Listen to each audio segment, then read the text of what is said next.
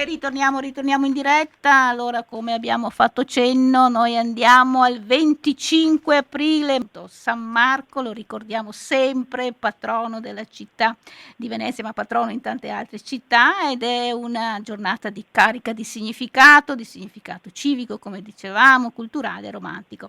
Allora, a raccontarci questa giornata così intensa abbiamo in collegamento scrittore, giornalista, direttore artistico, un po' tutto, e salutiamo Alberto Tosofei. Pronto? Ciao Marisa, ben trovata a te e a tutti i radioascoltatori. Bene Alberto, sempre un piacere sentirti. Allora, una giornata particolare, intensa poi, intensa il 25 di aprile, e tu sei sempre attivo in questa occasione, in questa circostanza. Si parla di leggenda, si parla di cose, di una tradizione lontana nel tempo ma che si mantiene. Alberto, che cosa succederà?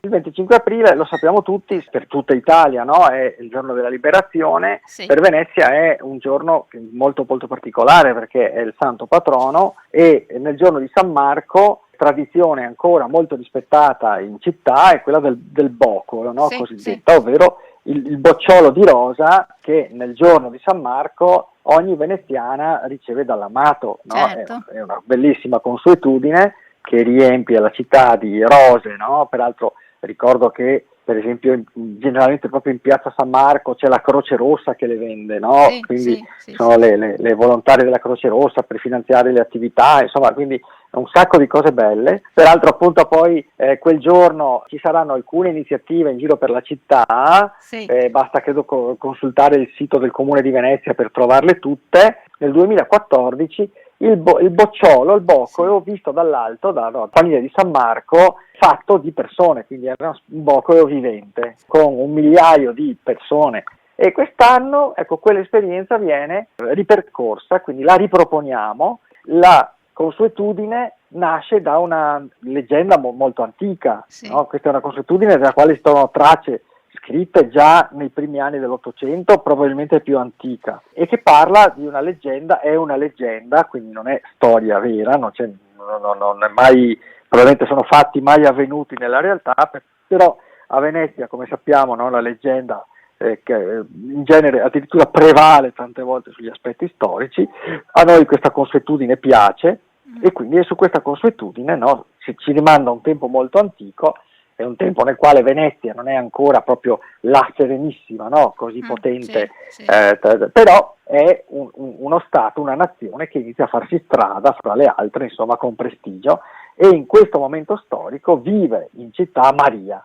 Maria, che è Pulzella, no? Della nobile e ricca famiglia dei Partecipazio, una delle famiglie più antiche, darà diversi dogi alla prima parte storica della Serenissima, e Maria aveva una particolarità, se vogliamo, su tutte: era straordinariamente bella, ma così bella, con 2 occhi ardenti che le avevano meritato il soprannome di Vulcana addirittura, e occhi che, come nelle migliori storie d'amore, aveva solo per il suo amato, chiaramente, no? Sì. Ma no, come nelle migliori storie d'amore, era anche l'uomo sbagliato, ma non per lei o per lui, poverino, perché Tancredi, questo è il suo nome, no, ricambiava questo amore con tutto se stesso, no? Perché poi era buono, bello, gentile, ma c'è sempre un ma, no? Nelle belle storie d'amore. Faceva il cantastorie, e in poche parole era uno spiantato agli occhi del padre di lei, Orso Partecipazio. No? Per Messer Partecipazio quell'unione era una seccatura, no? Imparentarsi con un poveraccio, no? Con un saltimbanco, non rientrava proprio nei suoi piani. Non erano i tempi. No, ma fu così che Maria ebbe l'idea di fare di Tancredi un soldato, ma non uno qualsiasi. Il suo amato sarebbe partito al seguito di Carlo Magno. Conosco il tuo valore, gli disse, no? E sono sicura che combattendo contro i Mori, no, ai confini della cristianità, potrai trovare la gloria che ripaghi le ambizioni di mio padre. E lei dice: quanto a me, non potrò far altro che aspettare il tuo ritorno. Tancredi è innamoratissimo di Maria, non ci pensa un solo istante, molla tutto e parte, no? E che soldato è Tancredi? Non c'è battaglia nella quale non si distingue, perché lui combatte con un ardore che gli altri non possono conoscere, lui combatte per conquistare il suo amore, no? La cosa più importante che lui ha nella vita. E le sue gesta di lui cantastorie sono ora tramandate dagli altri menestrelli che di castello in castello, di corte in corte, no? Fanno struggere il cuore alle damigelle di mezza Europa. No? Figurati Vulcana, no? Certo. Vulcana è l'innamorata più felice che possa esistere, nel senso che lei sa che ben presto il suo sogno d'amore si concretizzerà perché aveva visto giusto. Messer Partecipatio non sta nella pelle, presto quel guerriero sarebbe diventato suo genero. Ma ecco che le settimane trascorrono e di Tancredi non arriva più notizia, no? Finché un giorno, non annunciati, presto all'alba, i paladini di Francia fanno il loro ingresso a Venezia. Non sono attesi, nessuno li aspettava, e la gente però con un passaparola rapidissimo accorre a vedere questi eroi, no?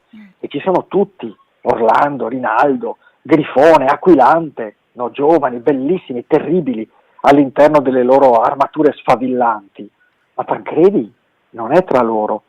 Ed ecco che, raggiunta Ca Partecipatio, è Orlando che, presa la parola al cospetto di Maria, le racconta la sorte del suo grande amore, no?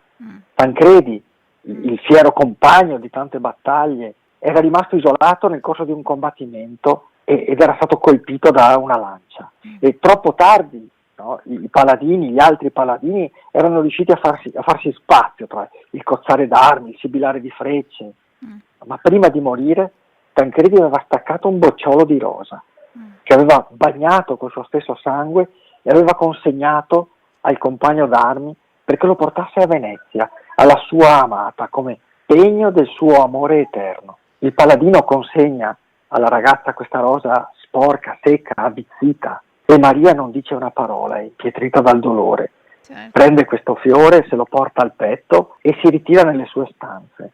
E per tutti è chiaro che non sarebbe sopravvissuta. E infatti la trovano così, no? Sul letto, distesa, abbandonata dolcemente più tardi, che sembra quasi dormire. Maria aveva raggiunto il suo Tancredi, ma tra le mani teneva un bocciolo di rosa rosso sangue, tornato fresco, come se fosse stato appena colto. Perché l'amore che c'è tra i due giovani, quello non lo può mica uccidere nessuno. Quello è eterno. Ed è così che ancora oggi, no? Ogni 25 aprile, nel giorno di San Marco, a Venezia ogni uomo offre alla sua donna il boccolo, che è simbolo dell'amore che non si spegne, no? Di un sentimento che non conosce il tempo e le età della vita. Bene, Sì. sembra vero, guarda che l'hai detta veramente, raccontata bene, ti sembra veramente di vivere questo fatto. Grazie ad Alberto Grazie a Tosofei, te, scrittore e grazie come giornalista. sempre Marita. Grazie Alberto, Una ciao, buona grazie, giornata. grazie Ciao. mille, ciao, un salutone.